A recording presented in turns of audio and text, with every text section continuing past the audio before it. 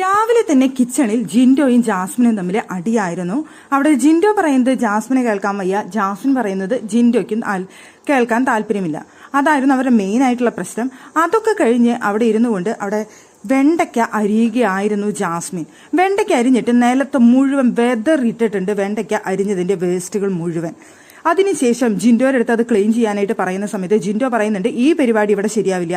ഒരാൾ ഒരു പണി ചെയ്യുന്നുണ്ടെങ്കിൽ അത് വൃത്തിക്ക് ചെയ്യണം, എന്നിട്ട് അത് ക്ലീൻ ചെയ്യാനായിട്ട് എന്നെ വിളിക്കേണ്ട, ഇനി മേലാക്കാൻ ഞാനത് ചെയ്യില്ല, പറ്റില്ല എന്ന് പറഞ്ഞുകൊണ്ട് ജിൻഡോ അവിടെ ജാസ്മിൻ്റെ അടുത്ത് നന്നായിട്ട് ചൂടാവുന്നുണ്ടായിരുന്നു. ജാസ്മിൻ കളിയാക്കുന്ന പോലെയാണ് തിരിച്ച് മറുപടി പറഞ്ഞിരുന്നത്. വളരെ മോശമായിട്ടാണ് ജാസ്മിന്റെ പ്രവൃത്തി തോന്നിയത്. അവിടെ വെണ്ടയ്ക്കിരുന്ന് നുറുക്കുമെന്ന സമയത്ത് നിലത്ത് പോവാതെ നോക്കേണ്ടത് ജാസ്മിന്റെ ഉത്തരവാദിത്തം. ഇനി പോയാൽ തന്നെ നുറുക്കിയ ആൾ തന്നെ അത് ക്ലീൻ ചെയ്യേണ്ടതും ജാസ്മിൻ തന്നെയാണ്.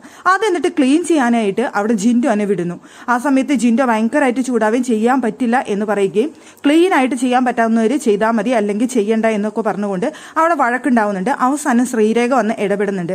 ശ്രീരേഖ പറഞ്ഞു, ജാസ്മിനെ ഇനി മുതൽ വെണ്ടയ്ക്ക അരിയുന്ന സമയത്ത് ശ്രദ്ധിച്ചരിയണം, അതിന്റെ അരിയൊന്നും നിലത്ത് പോവാതെ ക്ലീൻ ആയിട്ട് വേണം അരിയാനായിട്ട്, അതൊരു പരാതിയാണ്, അതെല്ലാവർക്കുള്ള പരാതിയാണ്, ജാസ്മിൻ അത് ചെയ്തേ പറ്റൂ എന്ന് ശ്രീരേഖ അവസാനം പറയേണ്ടി വന്നു.